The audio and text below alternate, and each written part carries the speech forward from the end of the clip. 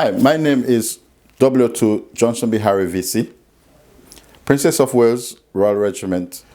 So a little bit about me, my background. I'm born and grew up in Grenada. I came to the UK when I was 19. Being on the street for a little bit, getting involved in the things I shouldn't be getting involved in. But to get away from the street life, I decided to join the military. Joining the military was a huge challenge for someone that come out with a background of an individual and now having to work as a team. But the challenge, I managed to get through it. I've been in the military 22 years, but out of that 22 years, the most difficult part for me was training. Training where I was transferred from a civilian into that soldier. That was difficult. Why it was difficult is the discipline behind it that come with it. I didn't know the military had that form of discipline. Well, your question be why you didn't know? It's because I do not have a military background. I had no interest in the military. The military was there when I was looking for some way to go. So after training, I deployed to Kosovo, then to Northern Ireland. And when I came back from Northern Ireland, we had the news that we was going into Iraq in 6 months. Why 6 months? Because we had to do 6 months training, UPTAG, for Iraq. So that's Iraq Pacific training for the ground. I went out to Iraq in April 2004 with my battalion, Princesses of Wales Royal Regiment, which was the main part of the battle group. The battle group consists of many other different regiments, but PWR was the main driving force of that battle group. There is loads of things that happened in Iraq in 2004, but not much of it I can remember. That's which I was involved in.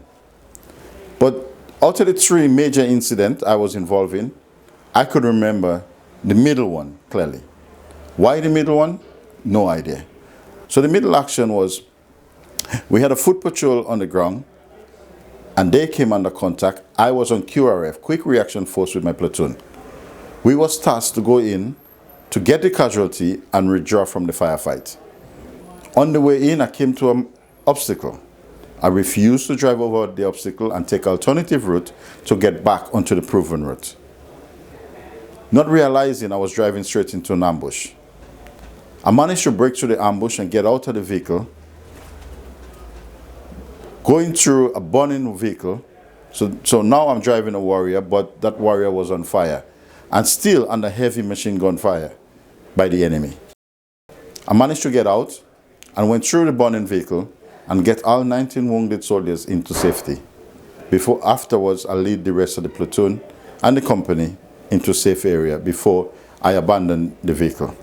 But 6 weeks later, something else happened. I don't have any memory of that 6 weeks, but on the 11th of June 2004, again, I was on Quick Reaction Force with my platoon.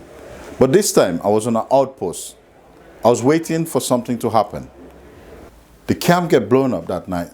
We knew exactly where the enemy was, so we went out looking for them again. Probably about half a mile away from the position, a rocket propelled grenade was fired at the vehicle, which came from the left and went to the right and detonated 6 inches from my face. The backblast from the grenade completely take off my forehead, basically. I have no memory of it, but still managed to reverse the vehicle out of the contact, saving 12 more lives. I went instantly in a coma, which I stayed in for 5 weeks on life support.